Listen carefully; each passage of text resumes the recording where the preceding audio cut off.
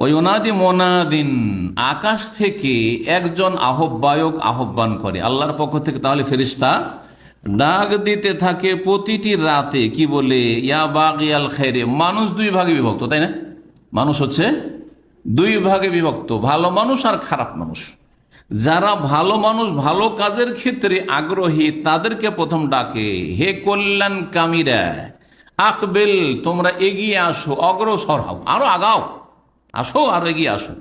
ওয়া বাগিয়া শাররে, আর হে অনিষ্ট কামীরা, হে পাপী তাপীরা, যারা পাপ চাও, কোথায় পাপ আছে, কোথায় পাপীদের গ্যাং আছে, কোথায় অসৎ লোকেরা আছে, ওরা ওই গ্রুপ খুঁজে বেড়ায়, ওদেরকে ডাক দেন ফেরেশতা আকাশ থেকে, ইয়া বাগিয়া শার। এই রমজান মাসের চাঁদ উঠে গেছে, এখনো যারা অনিষ্ট খুঁজে বেড়াচ্ছ, যখন পাপ আর পাপীকে খুঁজে বেড়াচ্ছ, পাপের জায়গাগুলি খুঁজে বেড়াচ্ছ, পাপের সময় সুযোগ খুঁজে বেড়াচ্ছ, আকসির, ক্ষান্ত হও। আরে থামো থামো, আর কত পাপ করবে, নিজেকে কত ধ্বংস করবে, আকসির, থেমে যাও, ক্ষান্ত হও। ওয়ালিল্লাহি ওয়াতাকাও মিনান নার। আর রমজান মাসের আরেকটি ফজিলত হচ্ছে যে আল্লাহ রাব্বুল আলামিন ওয়াযালিকা কুল্লা লাইলা, রমজানের প্রত্যেক রাতে আল্লাহ রাব্বুল আলামিনের তরফ থেকে বহু মানুষকে জাহান্নাম থেকে ওতাকা, স্বাধীন করা হয়, মুক্তি দান করা হয়, মুক্তির ঘোষণা দেওয়া হয় যে আজকের রাতে এত হাজার, এত লক্ষ, এত কোটি মানুষকে জাহান্নাম থেকে কি করা হলো? মুক্ত করা হলো। এর আগে যদি মারা যেত ওই লোকগুলি জাহান্নামে যেত, আজকে ওদেরকে জাহান্নাম থেকে কি করে দেওয়া হলো?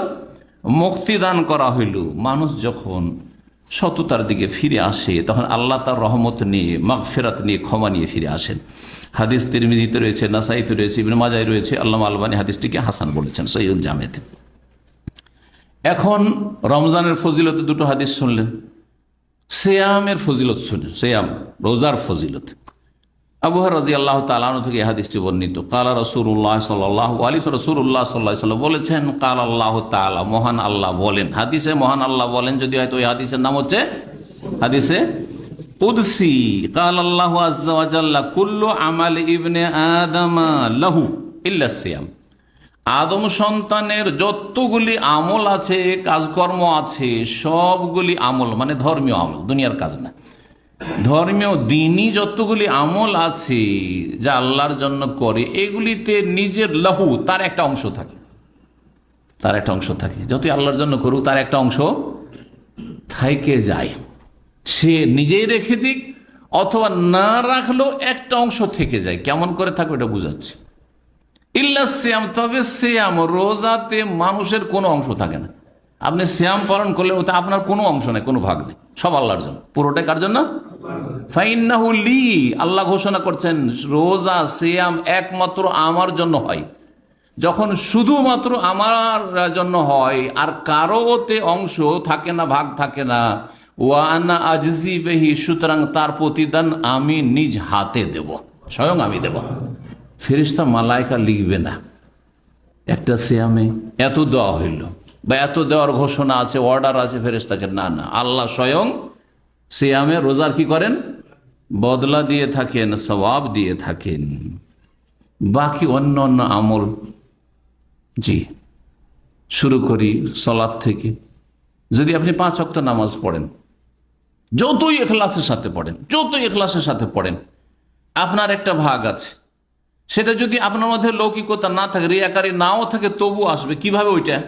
এক তো হচ্ছে যে কিছু লোক আছে লোক দেখানো, নামাজটা মূল নামাজ হয়তো আল্লাহর জন্য পড়ে, কিন্তু যখন দেখে যে এখন লোকজন সবাই বসে আছে, অথবা বিশিষ্ট ব্যক্তি আমাদের শেখ বসে আছেন, অথবা আমার আব্বা বসে আছেন, আমার শ্বশুর মশাই বসে আছেন, তখন নামাজের কোয়ালিটিটা একটু হাই কোয়ালিটি করে, সুন্দর, লম্বা করে সিজদা, লম্বা রুকু, তাই না?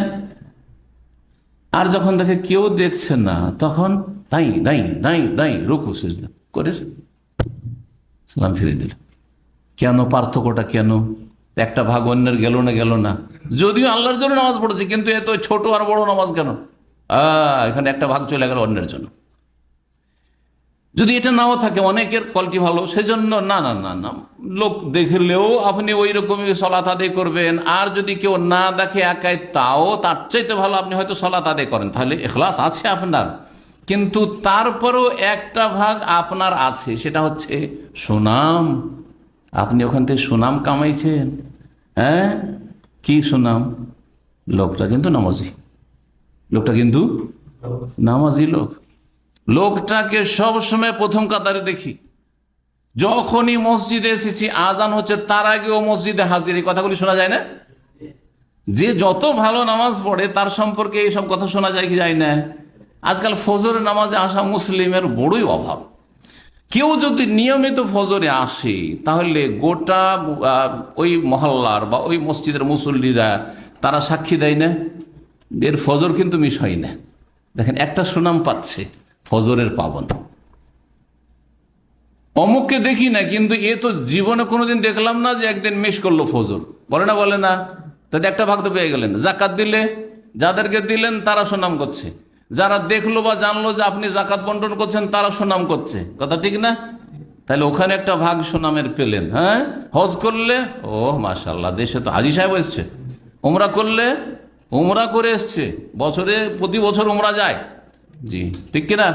এতেকাফ করলে এতে অমুক এতেকাফে বসছেন, পেল না? পেল না? কিন্তু রোজার ক্ষেত্রে অমুক রোজা করেছেন, এটা নিশ্চিত বলা যাবে? কিছুই বোঝা যাবে না।